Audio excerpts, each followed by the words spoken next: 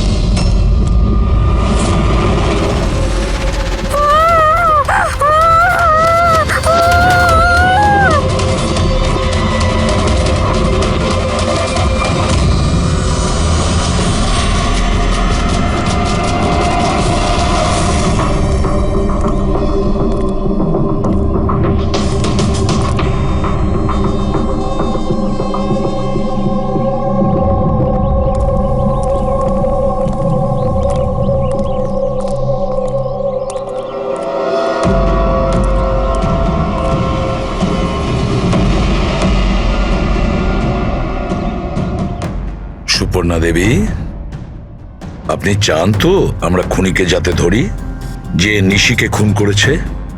তাহলে আপনাকে তো বলতে হবে যে আপনি কি দেখেছেন, তাই না? আপনি যদি সাহস না দেখান তাহলে ওই খুনি অন্য আরো কাউকে খুন করতে পারে। স্যার, ওর ওর গলা। ম্যাম, আমরা জানি যে নিশির মৃত্যু মাথা কাটার জন্য হয়েছে। না, আমি নিশার গলার কথা বলছি না। আমি আমি ওই খুনির গলার কথা বলছি। ও গলা কাটা খুনি ছিল, ওর ওর গলা ছিল না। কি? গলা কাটা খুনি?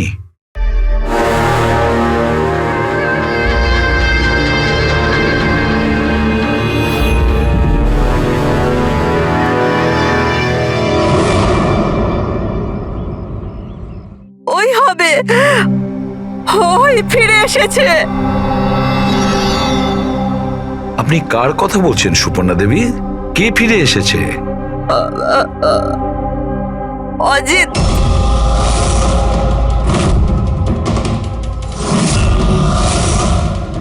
এই অজিতটা কে? 12 বছর আগে আমাদের পাড়াতেই থাকতো, আর আর বাচ্চাদের তুলে নিয়ে চলে যেত। ওই হবে, নিশ্চয়ই ওই হবে। আপনি এখনই বললেন যে খুনির মাথাই ছিল না, তাহলে আপনি কি করে চিনলেন যে ওই অজিত? কারণ ও গলা কাটা খুনিটা অজিতের মতোই জামা কাপড় পরেছিল, কালো প্যান্ট, লম্বা একটা জ্যাকেট আর মাথায় টুপি, আর আর চকমকে জুতোটাও। আর ওর হাতে ওই অজিতের মতোই অস্ত্রটা ছিল। আচ্ছা, এই অজিতের ব্যাপারটা কি? স্যার, পেশায় তো উনি ছুরি কাটারি বানানোর কাজ করতেন। খুব ভয়ঙ্কর লোক ছিলেন উনি। তার উপর 5টা বাচ্চাকে উধাও করে দিয়েছিলেন। উনি তো আমার ছেলে সানিকেও কিডন্যাপ করার চেষ্টা করেছিলেন। তবে এটাই ভালো হয়েছিল যে পুলিশ এসে ওনাকে হাতে নাতে ধরে ফেলেছিলেন, এই পাশে সমিল থেকেই। আমি বলছি না এখান থেকে চলে যাও, নইলে এক্ষুনি বাচ্চার প্রাণ নিয়ে নেবো। আমি তোর কাছে বাচ্চাটাকে নিজে নেবো বাচ্চাটাকে। আমার সাথে চালাকি বেশি করবি না, নইলে এই বাচ্চাটার মাথাটাকে দু টুকরো করবো নাকি। পিস্তল নিচে রাখ। হ্যাঁ, নিচে রাখছি। হ্যাঁ, রাখছি।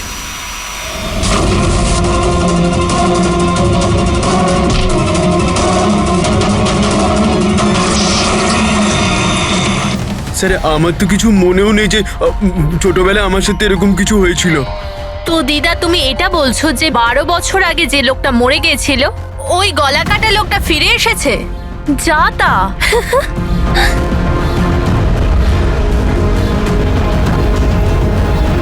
সুপর্ণা দেবী, কোনো মারা যাওয়া লোক আবার কিভাবে ফিরে আসে? কিভাবে ফিরে আসে? হ্যাঁ, ঈশা বেবিকে কেউ তুলে নিয়ে গেছে।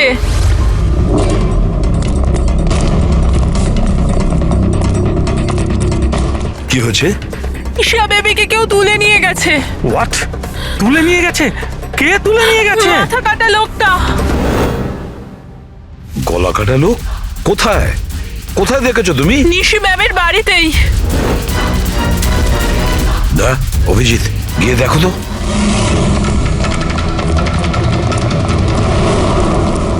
কোন দিকে?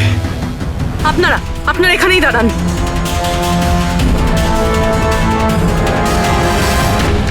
কোথায়? স্যার, এখানে, এই ঘরটায়।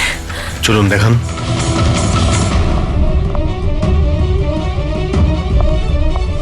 স্যার,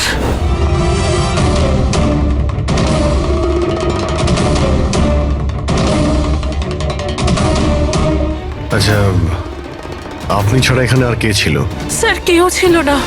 কেন এই বাচ্চাটার বাবা নিশার হাজবেন্ড? স্যার তো আমেরিকাতে কাজ করে।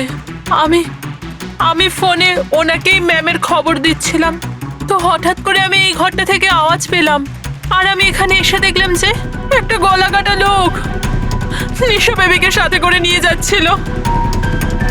তুমি ওকে বাধা দেওয়ার চেষ্টা করোনি? স্যার আমি খুব ভয় পেয়েছিলাম। গলা কাটা লোকটাকে দেখে তো আমি আমার জায়গা থেকে নড়তেই পারিনি। আরে আরে মোহিনী, তুমি কোথায় যাচ্ছ? না না, পাড়ার একটা বাচ্চা উধাও হয়ে গেছে, দাঁড়াও একটু।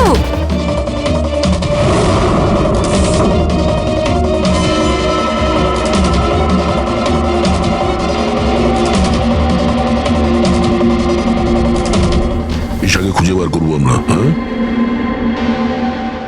অভিজিৎ, জুতোর ছাপ হয়তো খুনিরই হবে। স্যার, হ্যাঁ পুরবি, স্যার এই লেদারের টুকরোটা পেলাম পিছনের দরজা থেকে। হতে পারে কোনো জ্যাকেটের এটা। জ্যাকেটের? আচ্ছা, ওই অপরাধী এইরকম কোনো জ্যাকেট পরেছিল কি? হ্যাঁ স্যার। স্যার আপনি প্লিজ ঈশা বেবিকে যে কোনো ভাবে বাঁচিয়ে দিন। ভয় পাবেন না, আমরা চেষ্টা করে দেখছি। স্যার খুনি দেখতে কেমন ছিল আমরা তো জানিই না, ওকে ধরবো কিভাবে? কিন্তু এই সুবর্ণা ম্যাডাম বলছিল যে ওই মাথা কাটা লোকটা অজিত। একটা কাজ করি, 12 বছর আগে অজিতের কেসটা যে ইন্সপেক্টর হ্যান্ডেল করছিল, ওনাকে বিউরোতে ডাকলেই সব জানতে পারা যাবে।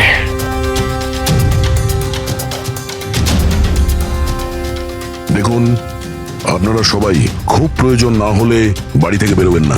বাড়ির দরজা জানলা ঠিক করে বন্ধ করবেন। আর হ্যাঁ, বিশেষ করে বাচ্চাদের ওপর নজর রাখবেন, ঠিক আছে? আমাদের একজন অফিসারকেও আমরা এখানে রেখে দিচ্ছি, হ্যাঁ? খেয়াল রাখবেন নিজেদের।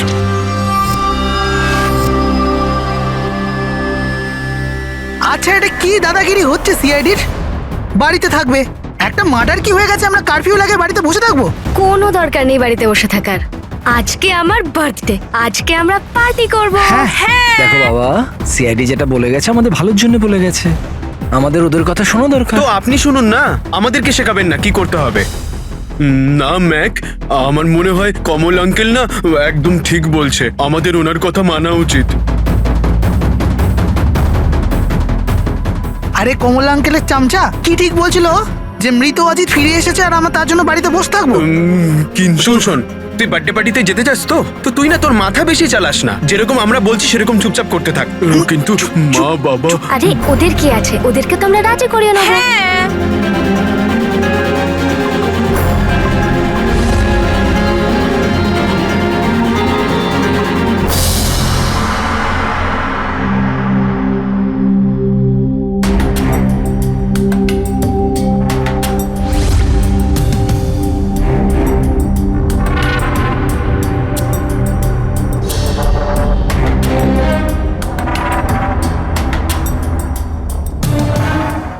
আমি এই কেসটা হ্যান্ডেল করছিলাম।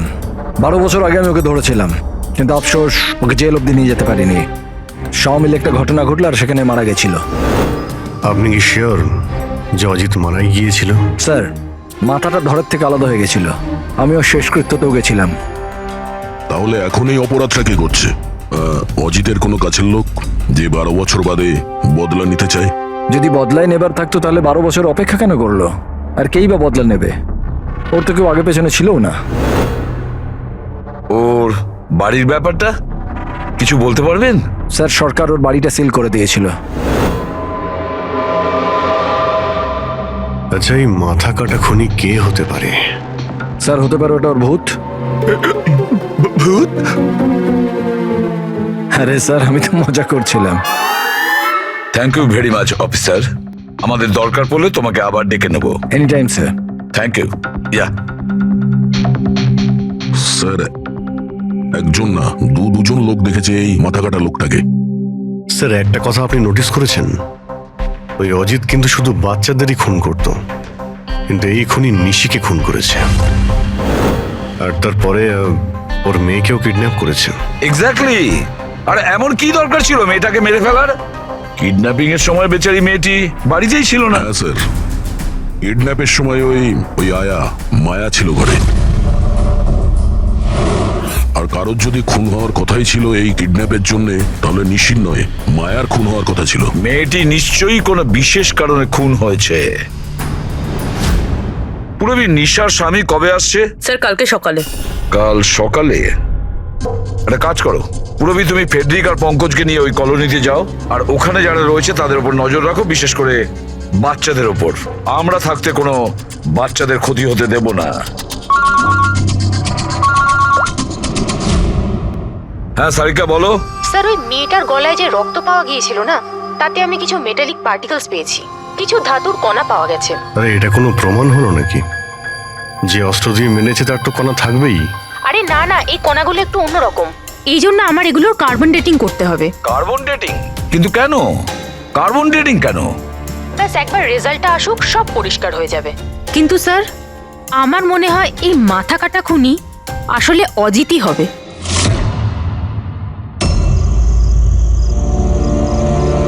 এই টিনা আর সঞ্চিতা কোথায়? হ্যাঁ রে, একদম ভালো লাগছে না। আরে এসে গেছে দেখ। ভাই, টিনা তো বললো আসবে না। ও বললো যে ও ভয় পাচ্ছে। ছাড় ওকে। আরে গাইস, ভয় পাবার কোনো দরকার নেই, ভয় পেও না। চলো আমরা বার্থডে পার্টি এনজয় করি। চল। তাড়াতাড়ি চলো। কিন্তু মা বাবা যদি জানতে পারে তাহলে? আরে বাবা, আরে মা বাবা জানতেই পারবে না। কিন্তু ভাই, আরো একবার ভাবতে পারতিস, আমাদের কিছু হয়ে গেলে তো। আরে কিছুই হবে না, এর আগে কেউ জানতে পেরে যাক, আমরা এখান থেকে পালাই। চল হ্যাঁ। চল। দাঁড়াও।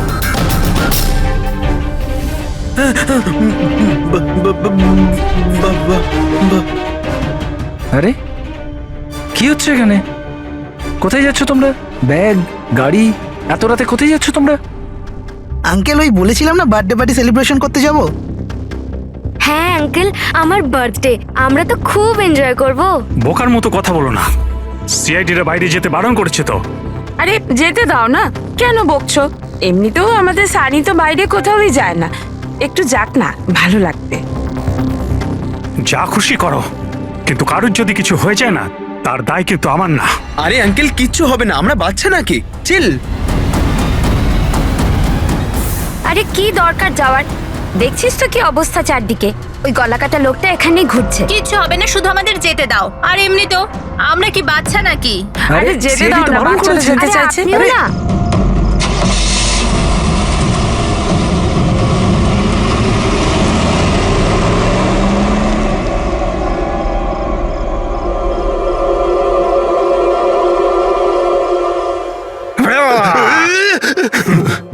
আরে ভাই, আমাকে কেন ভয় দেখাচ্ছিস? হ্যাঁ বলছি শোন, সাবধানে থাকবি। ওই কলাকাটা লোকটা আশেপাশেই কোথাও থাকতে পারে। এটাই তো ওনার বাড়ি। আরে এখানে কেন দাঁড়িয়ে আছেন, চলুন তাহলে।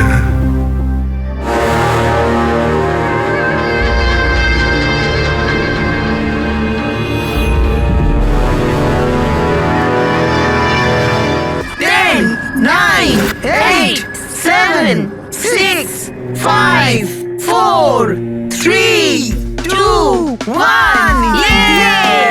Happy birthday to you. Happy birthday dear Rinika. Happy birthday to you. কি হয়েছে? কিছু না কিচ্ছু হয়নি।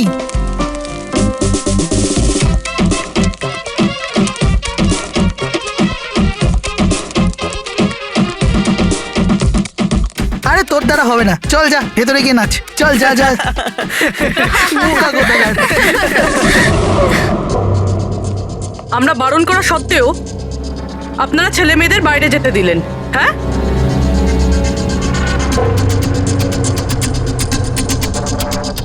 স্যার স্যার এখানে একটা প্রবলেম হয়েছে।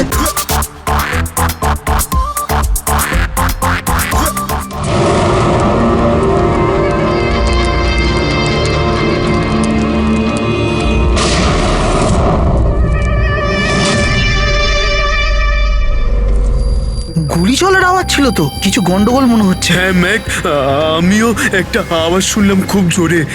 কোনো গন্ডগোল নয়, আর কোনো গন্ডগোল হলে না আমরা সামনে যাবো।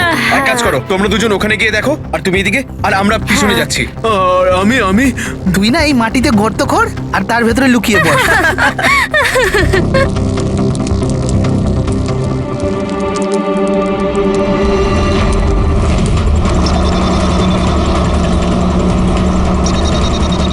স্যার এদেরকে তো ফোনেই পাচ্ছি না। না পঙ্কজ, জঙ্গলে নেটওয়ার্ক পাওয়া যায় না। ওদের ওখানে যাওয়াই উচিত হয়নি। যেই হোক, খুনি ওখানে পৌঁছানোর আগে আমাদের ওখানে পৌঁছতে হবে।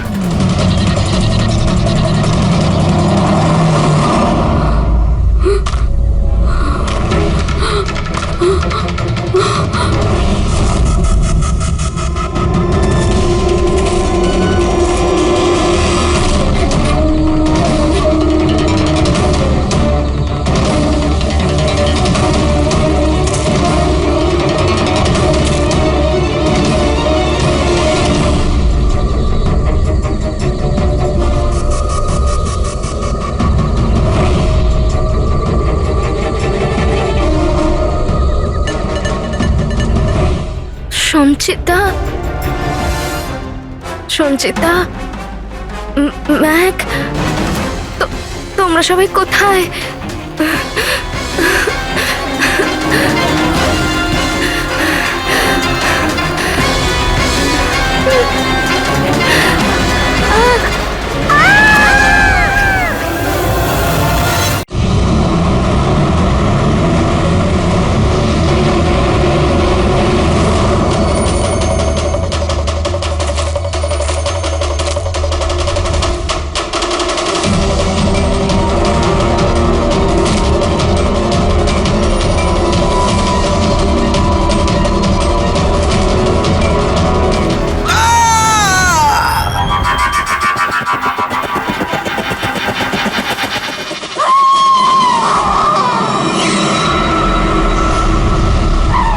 মনে হচ্ছে খুনি পৌঁছে গেছে।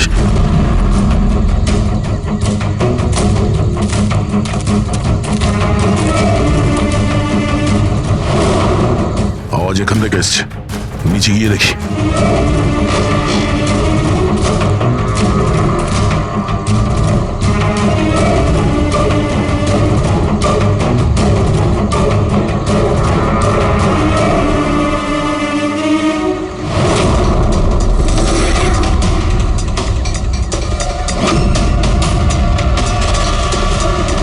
স্যার তো মাথা নেই স্যার।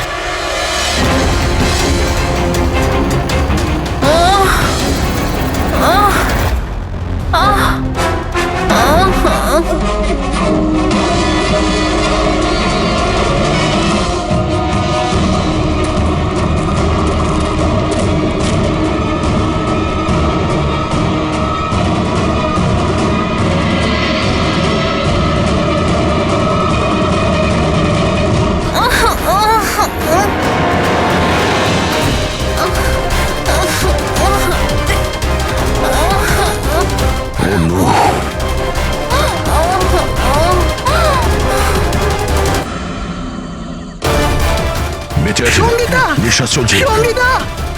শ্বাস প্রশ্বাস চলছে। স্যার ওই মাথা কাটা লোকটা এখানেই আছে।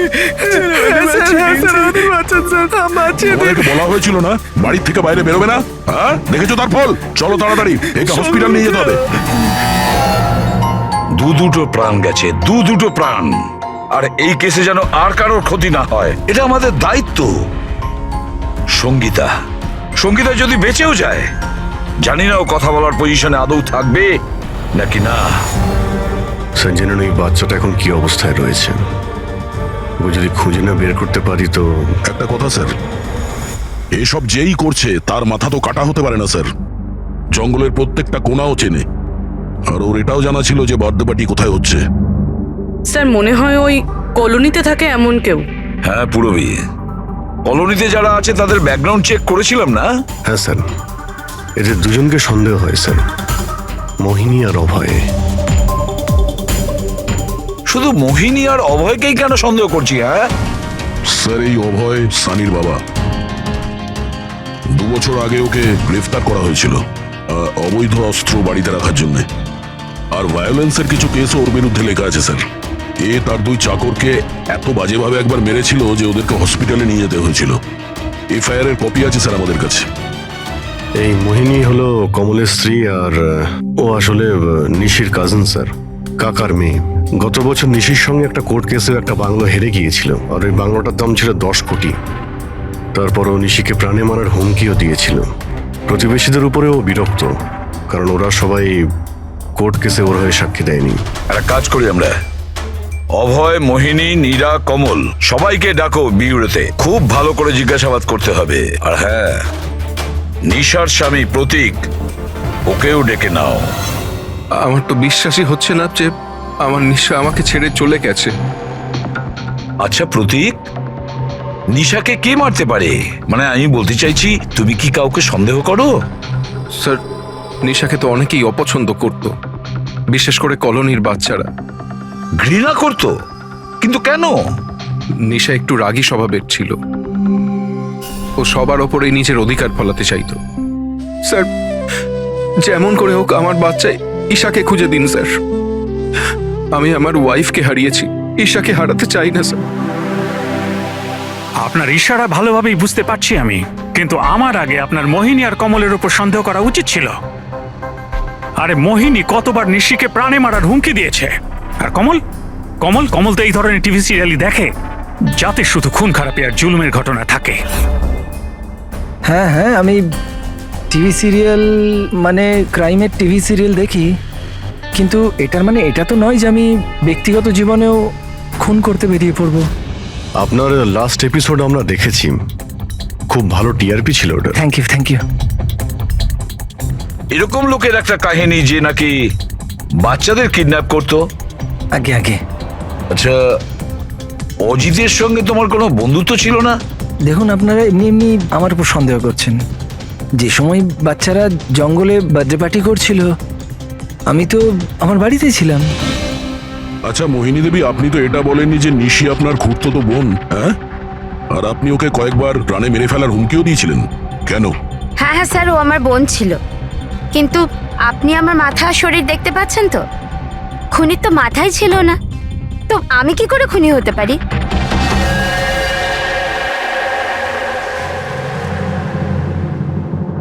এই অভয়, মোহিনী, নীরা, কমল, খুনি তো এই 4 জনের মধ্যে যে কেউ হতে পারে। কলোনির সব লোককে বলে দাও, ওরা যেন বাড়ির থেকে না বেরোয় যতক্ষণ না এই গলা কাটা খুনি ধরা পড়ে। এখন তো একটা চিন্তা ঢুকে গেল বেচারি ওই ঈশার ব্যাপারে। ওই বাচ্চাটার যেন কিছু না হয়। আর এত ছোট বাচ্চা যে নিজে নিজেকে বাঁচাতেও পারবে না। 1 মিনিট, কি বললে তুমি দয়া? এটাই যে বাচ্চা এত ছোট যে নিজের আত্মরক্ষা করতে পারবে না। ইয়েস, আগে কেন ভাবিনি আমি? কি স্যার? ওই রুমটা যেখান থেকে ঈশাকে কিডন্যাপ করা হয়েছিল, ওই রুমে সমস্ত জিনিস ছড়ানো ছিটানো পড়েছিল। এটা তখনই হয় যখন দুজনের মধ্যে মারামারি হয়। ওই মায়া বলছিল যে ওর সঙ্গে কোনো হাতাহাতি হয়নি? গলা কাটা লোকটাকে দেখে তো আমি আমার জায়গা থেকে নড়তেই পারিনি। এক্স্যাক্টলি। আর তাছাড়া মারামারি আর জিনিসপত্র ছড়ানো ছোট বাচ্চাদের কাজ নয়। গোলমাল আছে, নিশ্চয়ই কোনো গোলমাল আছে, আমি বলছি কোনো গোলমাল আছে। আর ওই যে জুতোর ছাপ, ওই রং লাগা জুতোর ছাপ, কিন্তু সেটা একটাই কেন রুমের মধ্যে থাকবে? যদি জুতোর তলায় রঙই লেগে থাকে তাহলে তো আরো অনেকগুলো জুতোর ছাপ থাকবে, তাই না? তার মানে স্যার এইসব আবার ওই মায়াই করেনি তো? সঙ্গীতার ডক্টর মেসেজ করেছে, সঙ্গীতার জ্ঞান ফিরেছে। তাহলে তো স্যার ওই আমাদের বলবে কে লোকটা। আমি হসপিটাল হয়ে আসছি।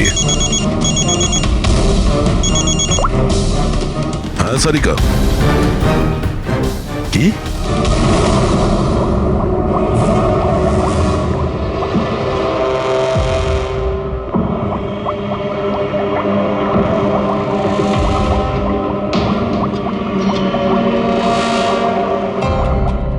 কি ডক্টর সারিকা, আপনিও কি বলছিলেন?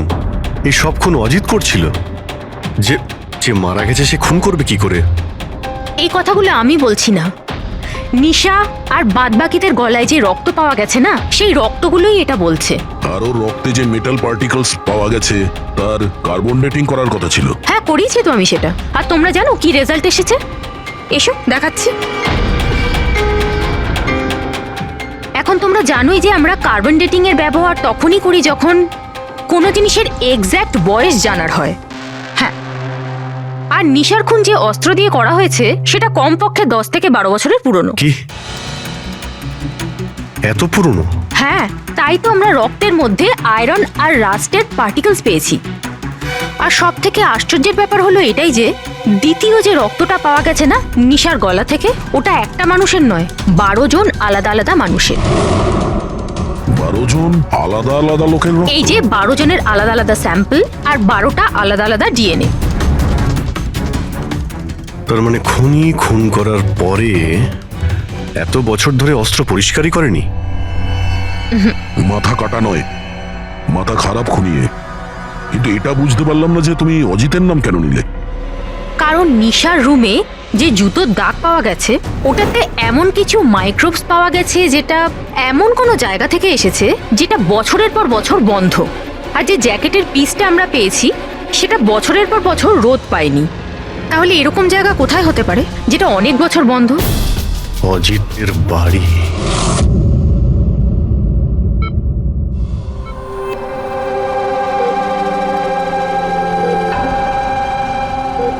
সঙ্গীতা,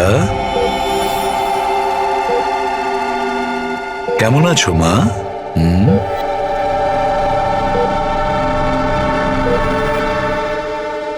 এসিপি স্যার, আপনাদের সিআইডিদের সাহায্য আমি সারা জীবন ভুলতে পারবো না। না না না, প্লিজ।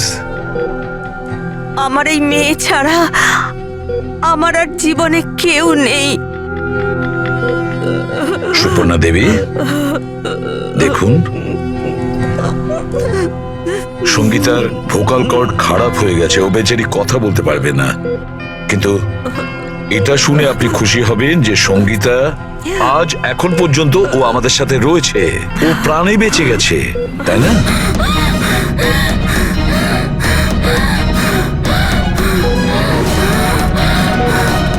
সঙ্গীতা, সঙ্গীতা, সঙ্গীতা, তোমার কি দরকার বলো? কি চাই বলো? কি? দেখো সঙ্গীতা, এখানে ওষুধ আছে, মোবাইল আছে। তোমার মোবাইল দরকার? এ না, না ধরো। ওকে, অন করো। ঠিক আছে, ঠিক আছে। যার মাথা কাটা গেছে সে কিভাবে কথা বলছে? মাই গড! সুপর্ণা দেবী, হ্যাঁ, অজিতের হাইট কত ছিল আপনি কি বলতে পারবেন? ওর উচ্চতা? প্রায় 5.5 ফিট। 5.5 ফিট? অজিত 5.5 ফুট, কিন্তু এই যে খুনি দেখছি ও তো 6 ফুট হাইটের মনে হচ্ছে। অজিত 5.5 ফিট আর খুনি 6 ফিট, তাহলে অজিত নাকি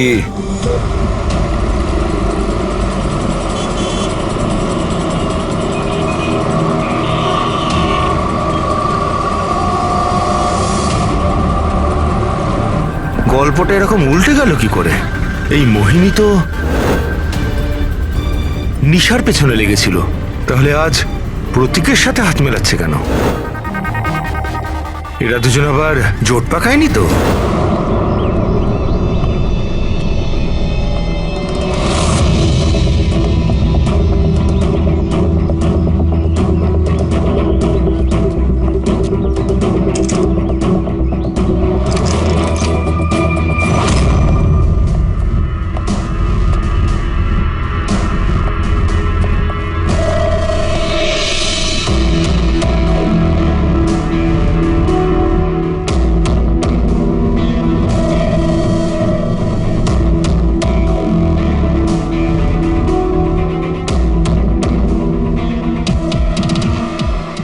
অভিজিৎ, গত 12 বছর ধরে তো এই ঘরটা বন্ধই আছে, কিন্তু মনে হচ্ছে এখনো এখানে কেউ যা আসা করে।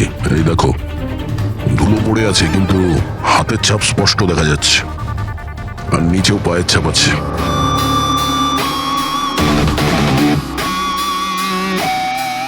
খুনি এই চেয়ারেও বসে।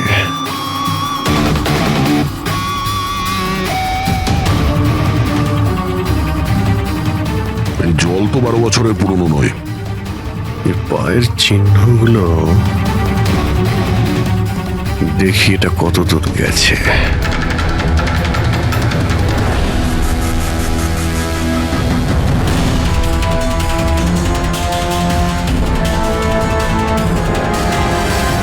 মাই গড, এত অস্ত্র! এখানে লেগে থাকা রক্ত,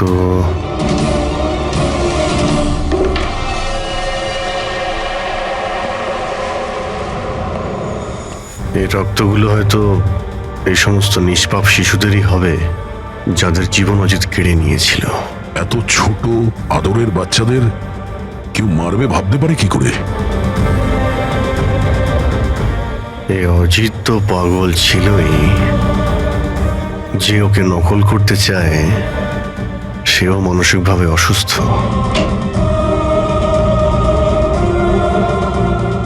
অভিজিৎ, এই দেখো, এটা ওই নীল রঙের ছাপের জুতো,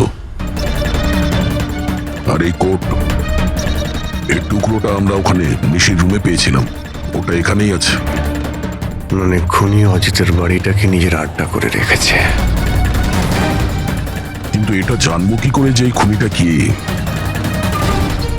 মনে আছে ডক্টর সারিকা কি বলল? নিশার নার্সারিতে যে জুতোর দাগ পাওয়া গেছে না, সেখানে এমন কিছু মাইক্রোস পাওয়া গেছে যেগুলো এমন কোনো জায়গা থেকে এসেছে যে জায়গাটা অনেক বছর বন্ধ। যদি খুনির জুতোতে মাইক্রোওয়েভস থাকে বন্ধ জায়গার, তাহলে ওর শরীরেও থাকবে।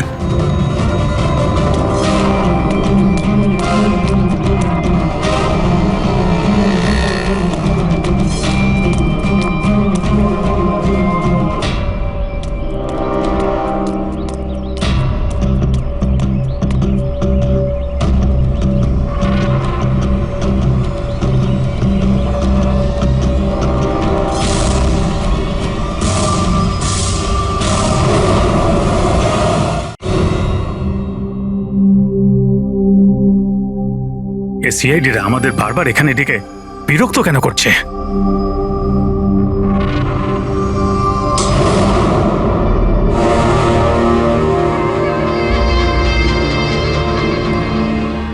আরে অজিত, অজিত এখানে কেন আসছে? এখানে মনে হচ্ছে আরে কেউ তো আমাদের মেরে দেবে। আরে কেউ বাঁচাও, কেউ আছে নাকি? কেউ বাঁচাও। আরে অজিত এখানে কি করে? আরে আরে ভয় লাগছে তো। অজিত, অজিত এখানে আমাদের প্রাণ না।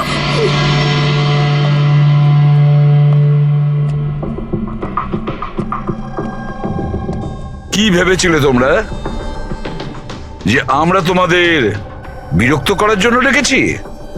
না না, আমরা তোমাদের এই কারণে ডেকেছি সেটা দেখানোর জন্য গলা কাটা মাথাহীন খুনি, মাথা কাটা নয়,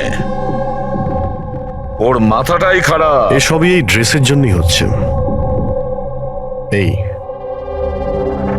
এটাকে পড়লেই মাথা উধাও। ঠিক আছে স্যার, এটা তো বোঝা গেল যে খুনি এটা পরে খুন করত, কিন্তু আসল খুনি কে? খুনি তুমিও হতে পারো। তুমি তুমি তুমি তোমাদের মধ্যে যে কেউ হতে পারে। খুনি তোমাদের মধ্যে যে কেউ হতে পারে। শুধু 2 মিনিট দাও, 2 মিনিটের মধ্যে রহস্য ভেদ হয়ে যাবে।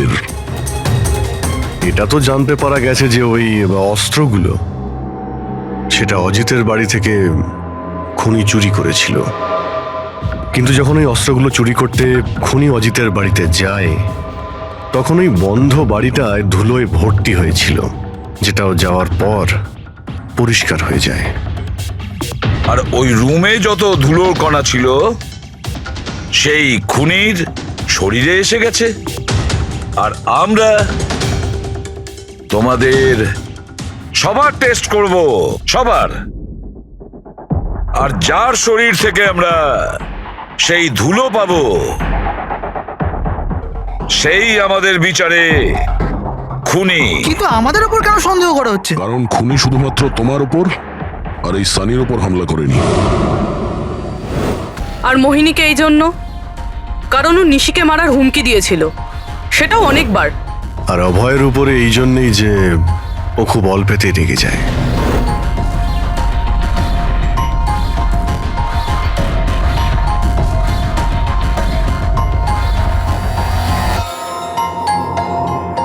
স্যার, আমাকে কেন সন্দেহ করছেন? সেটা এই কারণে প্রতীক বাবু যে আপনার সাথে আপনার স্ত্রীর শত্রুর হাত মেলাতে আমাদের অফিসার দেখে ফেলেছে।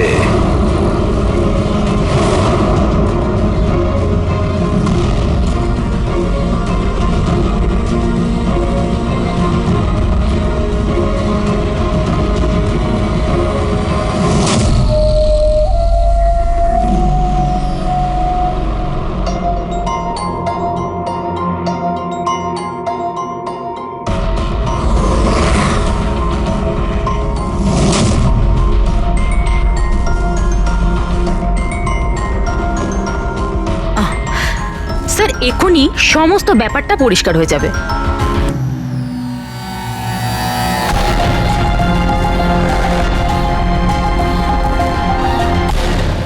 রেজাল্ট কি হলো?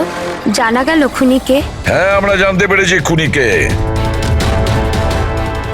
খুনি আপনি আপনি আপনি আপনিও আপনিও আপনাদের মধ্যে কেউ নয়। খুনি হলো এই সানি। সানি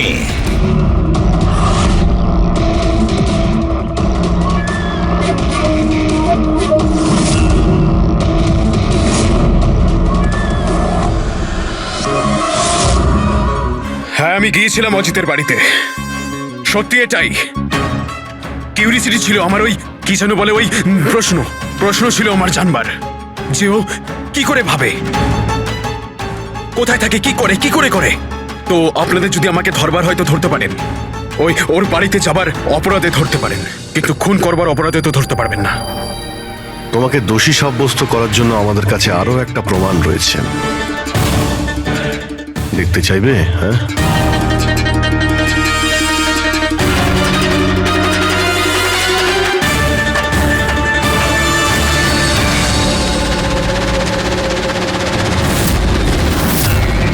এটা তো ঈশা। সানি, কেন করেছিস তুই এসব? কেউ কেন করে? কিছু তো দরকারি হয়, প্রয়োজনীয়। চুপ! খুন কারোর করার দরকার ছিল না। এইরকম ভাবনা শুধু বিকৃত মস্তিষ্কেই আসে।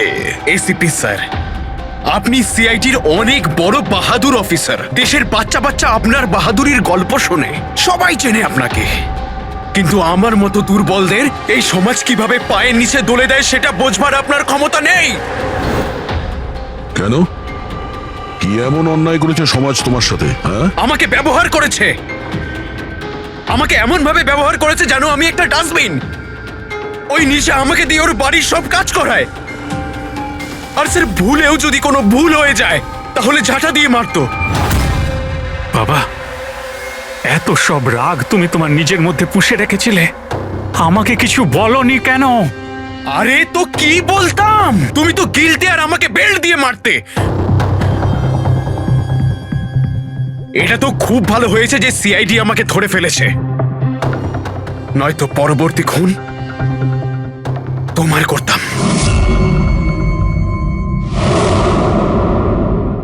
মানলাম যে তোমার বাবা তোমার সঙ্গে সঠিক আচরণ করেননি, কিন্তু তুমি তোমার বাবাকে খুন করার কথা কিভাবে ভাবলে?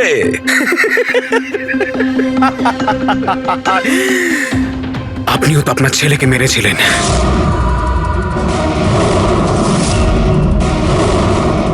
ভুলে গেছেন? কি বাজে কথা বলছো তুমি? উনি খুন করেননি, দেশের স্বার্থে উনি ডিউটি করেছিলেন, দুটোর মধ্যে পার্থক্য আছে। তো আমিও আমার মনের কর্তব্য পালন করছিলাম, ভালোবাসতাম আমি রিনিকাকে। কিন্তু ও কি করলো? সব বন্ধুদের সামনে মজা করলো আমাকে নিয়ে।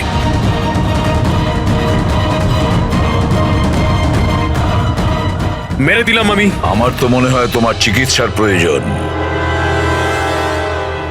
নিয়ে যাও একে। চল।